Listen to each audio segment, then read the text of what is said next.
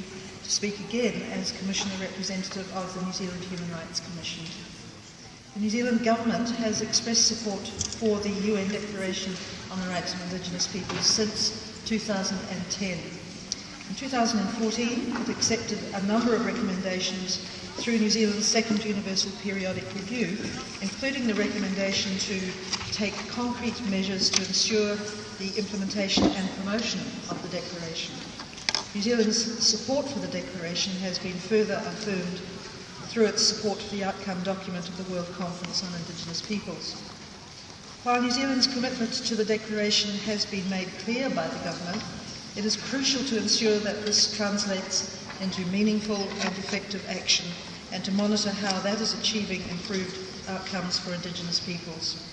Furthermore, in accordance with the commitments in the WCIP outcome document and the standards affirmed in the Declaration itself, it is crucial that implementation is carried out by states in consultation and cooperation with Indigenous peoples. The New Zealand Human Rights Commission welcomes and supports the establishment of an independent monitoring mechanism for the Declaration by the National Forum of Iwi Leaders earlier this year. We note that the monitoring mechanism has provided its inaugural report to the expert mechanism and is represented here today. The establishment of this monitoring mechanism, its work to date and its proposed future activities represent a significant milestone for Indigenous rights in New Zealand.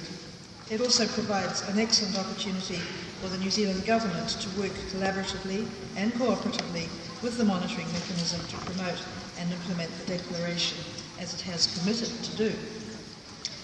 The review of the mandate of the expert mechanism discussed under Agenda Item 3 of this session provides the opportunity to expand and strengthen its role in monitoring implementation of the Declaration.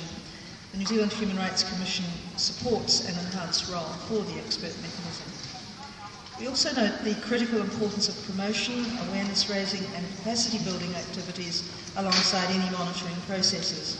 In this regard, we welcome the observation made in the January 2015 report on the expert group meeting on the theme Dialogue on an Optional Protocol to the United Nations Declaration on the Rights of Indigenous Peoples, Sector 5, paragraph 32. This paragraph noted that national human rights institutions have an important role to play in awareness raising and technical assistance to governments and directly to Indigenous peoples themselves.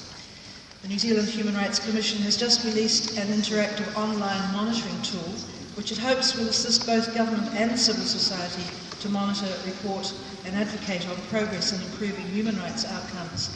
This National Plan of Action aims to increase the visibility of and accountability for the actions our government is taking in response to the Universal Periodic Review.